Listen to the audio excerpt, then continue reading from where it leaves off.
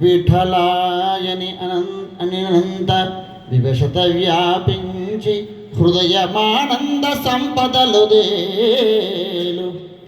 గోపాల హరి కృష్ణ గోవిందయని బిల్వ మధురాతి మధురమై మత్తు గొలుపు పరమాత్మ నీ పాద భజనతో చిత్తము కరిగి స్వాధీనమై పరవశించు.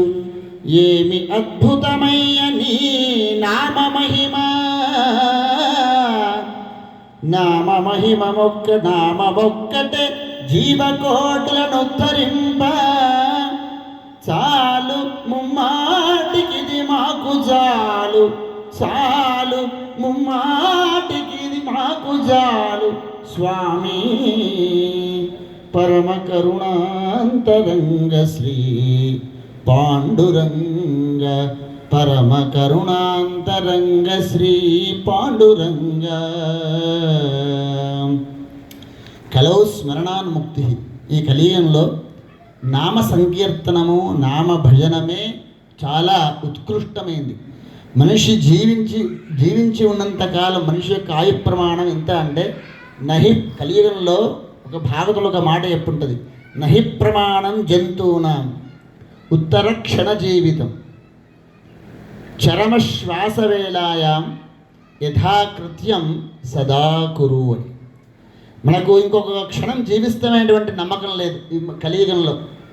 కృత త్రేతాయుగాది యుగాల్లోనేమో తండ్రి ఉండగా కొడుకు పోయేటువంటి వాడు కాదు. కానీ కలియుగంలో అటువంటిది తెలియలేదు. ఎప్పుడు 20 ఏళ్ళ వాడో 30 ఏళ్ళ వాడో 90 ఏళ్ళ వాడో తెలియదు.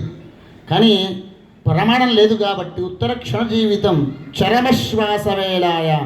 ఇంకా మనకి ఇంకో క్షణము 2 క్షణాలు ఉంది అంటే ఏం చేస్తాం? భగవంతుడి సాన్నిధ్యాన్ని పొందడానికి చేసేటువంటి ఏదైతే స్మరణ ఉన్నదో అది చేయాలి. అది యథాకృత్యం సదాకురు, ఎప్పటికీ చేయమని చెప్పి మనకు భాగవతం చెప్తుంది. అలాగే విషయాన్ ఝాయతే చిత్తం, ఉద్ధవ గీతలో ఉద్ధవ అని చెప్తారు కృష్ణుడికి ఉద్ధవుడికి భాగవతంలో.